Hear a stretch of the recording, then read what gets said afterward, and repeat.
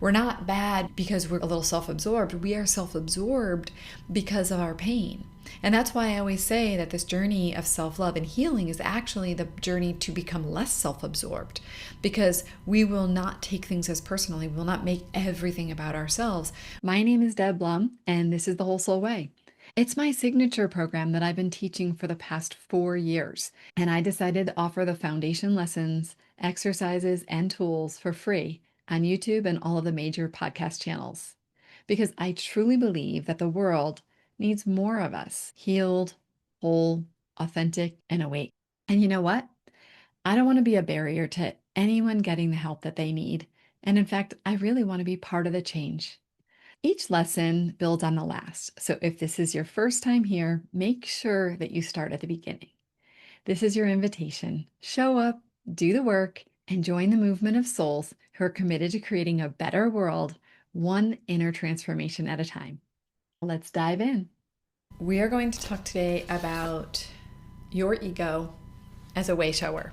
So what's a way shower? So a way shower is really somebody who shows you the way, shows you the path in front of you. And one of the reasons why I struggle a lot with the way that many people are teaching healing is that I feel like people are trying to grasp at straws and try to teach people things in the way that they, the teacher, thinks is best. And I'm trying to teach you that you have an inner guidance system. Okay, you have an inner GPS, and we want to use that. And that is your ego's responses in the world. So the ways your ego shows up, they are incredibly helpful. But here's the thing, you have to get used to the fact that this isn't a linear path. When you have people pleasing, that you automatically have this as the lesson that you're supposed to learn, or that this is the whole that it's covering, or that this is the next step you need to take. We have to get comfortable with being more of a detective and almost like guessing at things and taking the risk to ask a question, to be more curious. And that's what we're really trying to do here, is bring in more curiosity. So this whole exercise is not about a defined answer. It's about getting your wheels spinning a little bit, getting you to open up to the possibility that whatever your ego reactions, responses, defense mechanisms are in the world are incredibly helpful and meaningful. The first thing I want you to see in here is that I did give a little bit of an explanation, but then when we get into it, I took everything that we've already come up with, the ways that the ego shows up, and this is everything from ego defense mechanisms, fear responses, like a fight, freeze, flee response, masks, armor, and I tried to categorize them. I'm going to tell you that you're not going to think it's perfect, because it's definitely not perfect, but you're going to go through and you could see here all the possible indicators that your trickster ego is present. And that's the first thing, just to keep reminding you of all these possible ways. So we're building on, we started off with just general ways our ego can show up, and you guys were watching for it, and then watching for specific masks and for specific armor. As we go further, we'll go even more into fear responses and triggers, but it's not always something that shows up as a fear. Like, it's not always going to show up as you lashing out at your child or you wanting to go hide in your room. That's not how it's always going to show up. There really can be subtle ways. It could be anything, right? It could be you gossiping with somebody, or that you're venting, even venting. Because ultimately, what we have to really wrap our head around is that our circumstances actually aren't the things that cause us suffering. It's our perceptions. But why do we have faulty perceptions? The reason why we have faulty perceptions is because we are wounded, because we got hurt, because our partner may come home from work and be in a crabby mood because something bad happened at work. But we immediately go to the place that he's upset with us or she's upset with us. And the moment that that happens, we can see that that's actually us taking it personally, and that person's experience and their behaviors as something about us, when actually what really ultimately would have been the most helpful thing to do is to be able to assume that it had nothing to do with us and believe that probably he's just going through something and trying to be there for him instead of making it about us. We're not bad people because we do that. We're not bad because we're a little self-absorbed. We are self-absorbed because of our pain. And that's why I always say that this journey of self-love and healing is actually the journey to become less self-absorbed, because we will not take things as personally. We will not make everything about ourselves. The only reason why we make everything about ourselves is because we're hurting, because we're in pain, because we're afraid, because it's touching a hole or a thorn. It's going in there and rubbing up against something in us.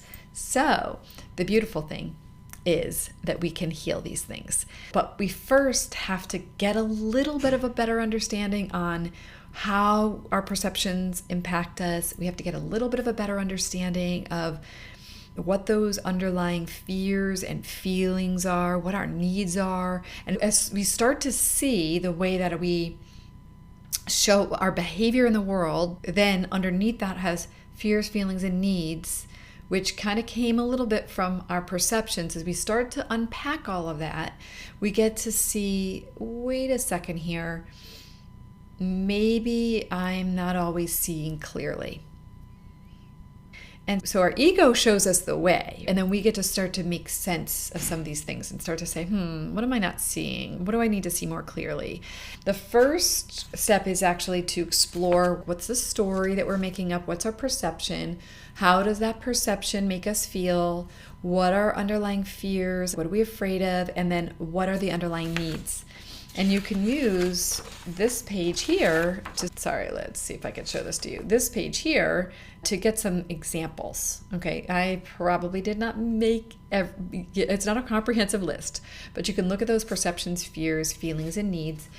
And then we're going to go a little bit deeper into our perceptions for a moment, because that's a place I think is really important for us to explore. And I don't think we can fully understand what we're here to learn if we don't understand how our perceptions are impacting our feelings, okay? So this is where we're going to get into what else is true. We'll talk about our perception and interpretation, like what's the story? I don't know if you've ever heard this before, but I think Brene Brown may have started with this. My therapist used to use this. She'd say, what story are you making up about this?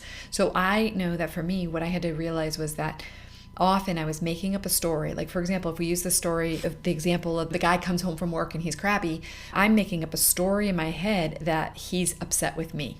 That's the story I'm making up. As soon as I believe that, I put myself into suffering because I start to feel bad, or I start to feel afraid. Maybe I start to feel like I'm in trouble. And then I go into, oh my God, I need reassurance. But it's, okay, is that really where we needed to go? Or what if I was able to interrupt the perception and ask myself, wait a second, what else might be true here? And perhaps I would say, I guess it's possible that he was in a bad mood because something happened to him. Maybe I could pause for a moment and check in with him and say, hey, are you okay? How was your day? And then maybe he would say, oh God, I really had a rough day today. This is what happened. You'd be able to breathe. So this is why I'm telling you, ultimately what we need to look at is, why did we have that perception in the first place? So I do ask that question. It might not be something you always have access to, but I ask the question, what is that might have happened to you that makes you come up with an immediate perception that someone is upset with you? Did you have a father who used to come home and be very grumpy after work and always took it out on you, and then you believed that it was you? So anytime any man is upset, you immediately go to the place that it's you. And so then we could start to work on healing that part, going back and healing the part there. So this is where I'm trying to help you to begin to see that the ways that you're acting in the world and reacting to the world are a lot more based on when you were little and your ego's desire to protect you. And so in that case, what was your ego doing to protect you? So your ego is protecting you because if you make it about you, then maybe you can do something to make it better. When you were little, you probably felt like, how can I make him be in a better mood? Now, I know some people who have said to me before that when they were little, their ego did go to this place, immediately made it about them. And guess what? They actually did learn strategies to get their dad in a better mood. They learned how to be silly or playful, or how to go get him a beer, or how to offer him a hug or something like that. And a lot of times with their dad, that would make a difference. But they never really got to the real truth, which is dad wasn't upset with them. But because their strategies worked, which was, oh, I'll go into people pleasing. They went into people pleasing, or they went into some other form of behavior and fixing. And because those things worked, then the perception is, what if I can do that now? So an example would be, let's just say that your partner does come home in a bad mood. You may have learned that you go get him a beer too. But actually what he really needed was to sit down and to chat. But your knee-jerk reaction is, I have to fix this problem right now because it's intolerable for me to be around somebody who's in a bad mood. We often don't ever really get to the root cause for them either. We never really are supportive to our partner because we're just trying to make ourselves feel less of that fear and that pain. So these are some of the things we want to start to evaluate and look at. And as we do that, we begin to see that our perception does shift our feelings. So while I do believe that the first thing that happens is your amygdala jumps in and has a fear response that is a little bit out of your control, we can go in and then start to see what were the perceptions and start to go at that level. What were the perceptions that caused us to have that reaction and then caused us to make sense of it in this way? No judgments, because the reason why you made sense of your present day situation is based on the pain from your past. I am telling you, there has not been a person yet that I have found that when we track it back, I can always say, oh, that makes complete sense why you see the world that way. And then we have to go back and start to recognize that our perceptions might be faulty. I always say that thoughts are just possibilities and feelings are not facts, because feelings are fluid. And not only that, is feelings are often based on perceptions. I have had times, I'm sure you have too, where I have perceived something to be true and caused myself a tremendous amount of suffering for like a whole weekend because I perceived that something I did upset somebody else, or that somebody was judging me or something like that. And then at some point I found out that that wasn't true, and man, I had so much relief, and I thought, gosh, I've ruined my whole weekend taking something personally or perceiving it this way. And I've really worked very hard to clean up my cognitive thinking around things, because while we do need to do the healing work of our inner child in order to have less of a reaction to those things in the world, we have to remember that it's our inner child's perception or our ego's perception of the situation that often derails us. There is a body of work. Byron Katie's work is the work, and that's what this is all about, is exploring, is this actually true? Do I know for sure it's true? And then turning it around. And that's what my work is, but I think it needs to include reparenting for why we believe it's true and why we fear it's true. And then to be able to open up to other possibilities, we have to have safety, right? We have to feel some level of safety. And we have to feel no one's dismissing our perception, our experience.